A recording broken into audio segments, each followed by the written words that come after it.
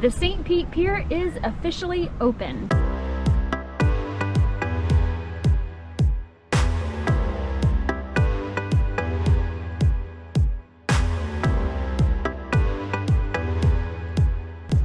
We got here around 5:30 today, and it's about sunset now, so we've been here about 3 hours, and we're gonna let you know how our experience has been so far.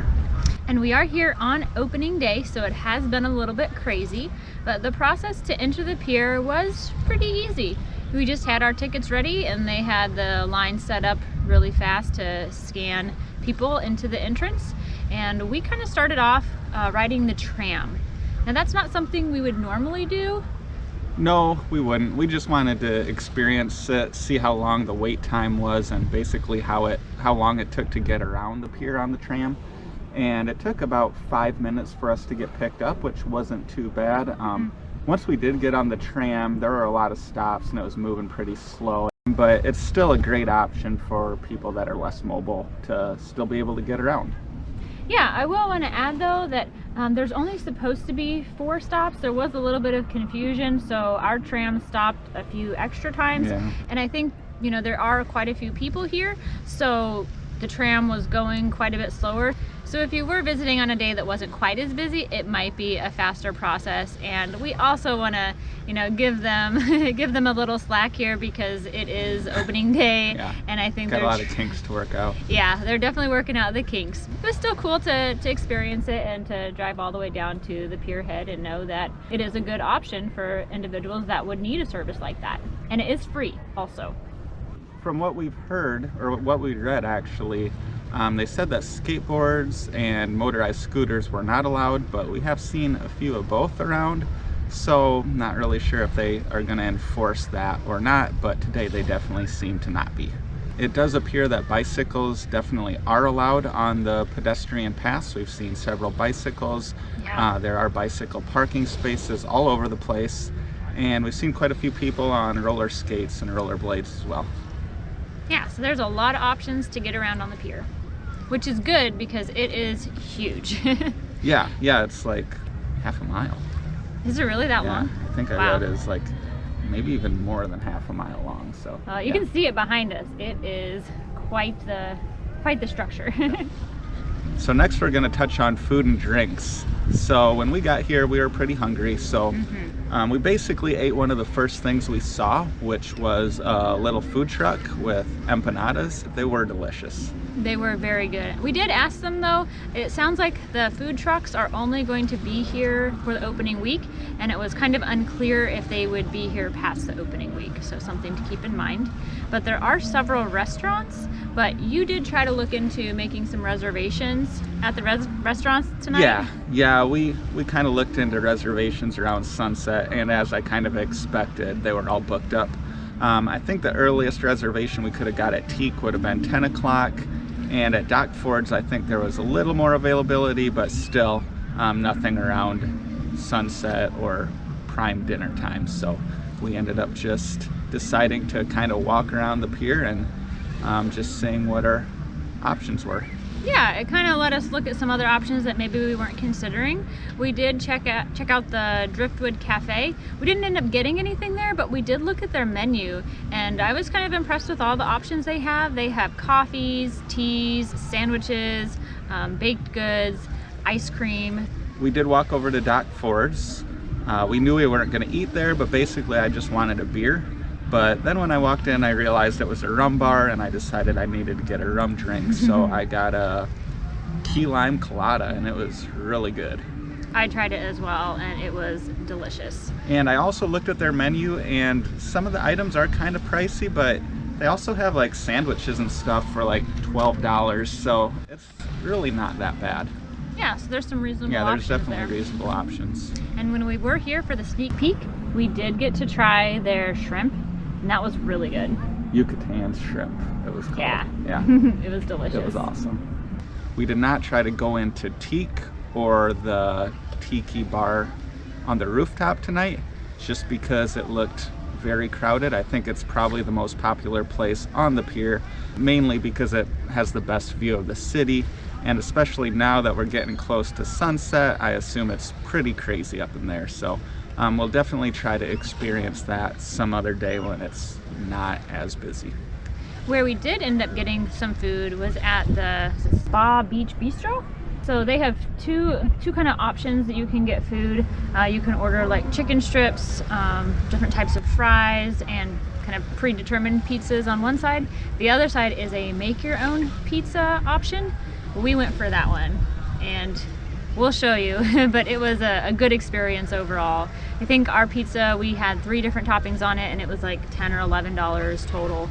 And yeah, it was $10. Yeah, we were really impressed. And they have like 20 toppings to choose from, so $10 for that pizza, I'd say was a really good deal. And we went with blue cheese, bacon, and mushroom.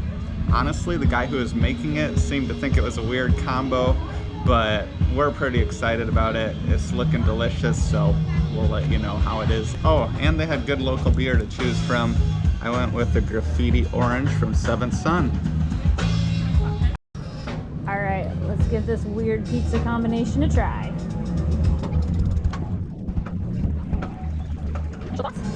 It's good. Can you taste all the toppings? Mm-hmm. I don't know if I've ever had blue cheese on a pizza before. Yeah, it's really good. I think we'll like it. I like it. Cool. All right, I'm gonna give it a try too. I like it. This might be our go-to pizza when we come and visit. So one other thing I noticed walking around here that I was really impressed with was you can find a lot of local beers. I've seen beers from Green Bench, Cycle, Cigar City, Big Top? else? Big Top out of Sarasota, and Seventh Son out of Tampa, and I'm sure a few others that I can't think of. So I really enjoyed that. And another thing we noticed is that there's like 4 or 5 different live musicians that we saw just from walking around here in an hour or so. So yeah, that was pretty cool as well. Yeah, so we saw one by the splash pad and the tilted lawn. There was somebody at Dock Ford's, and someone out at the pier point. And then there was some music that we think it was live, but we couldn't see where the person was at actually. Yeah, so maybe 3 musicians maybe going 4. on right now, maybe 4. We're not exactly sure. And there could be another one at Teak. It wouldn't surprise me if there was one up on the Tiki bar, but I guess we'll have to wait to find out about that one. And we do want to talk about one other thing that I'm sure a lot of you are wondering about, and that is social distancing. So we got to be honest, there's a lot of people here, and there are areas on the pier where it's really difficult to social distance. Most people are wearing masks, but we primarily see the areas that are kind of problematic where the food is. So if you're really concerned about being able to stay away from other people and social distance, you may want to consider bringing your own food until things kind of calm down. But if you're not trying to get food or drink, it is super easy to social distance out on this pier. As you can see, like where we're at, yeah, there's nobody has been around us at all. There's no one within 50 feet of us right now.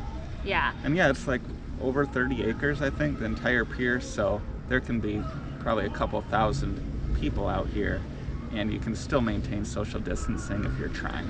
Yeah, so some of the areas that we found were really easy to social distance is where we're at now, which is by the beach area, and there's also a grassy area even further north from that beach area.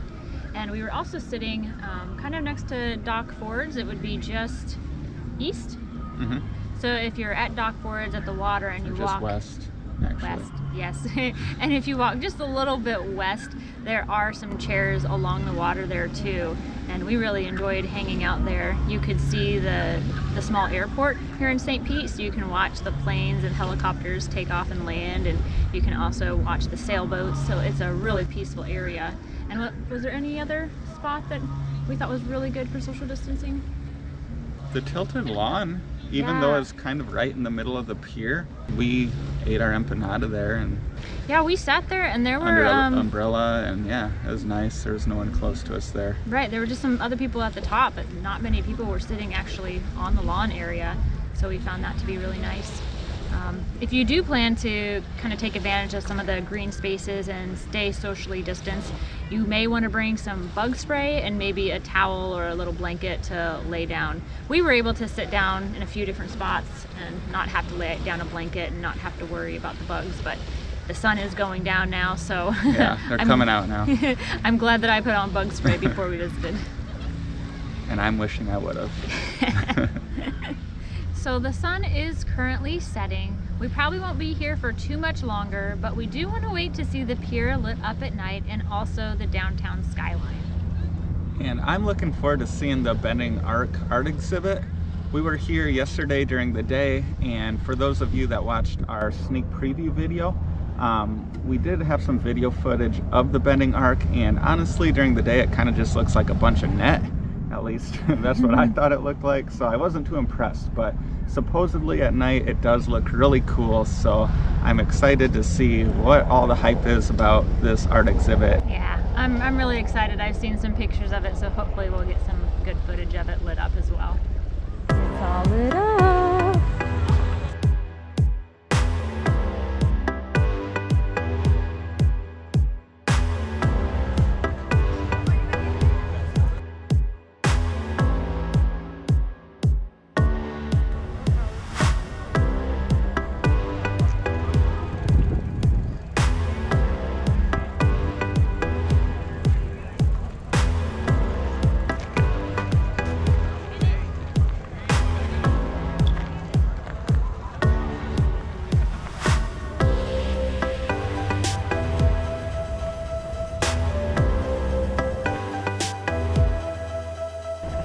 And that's the end of our grand opening experience at the St. Pete Pier.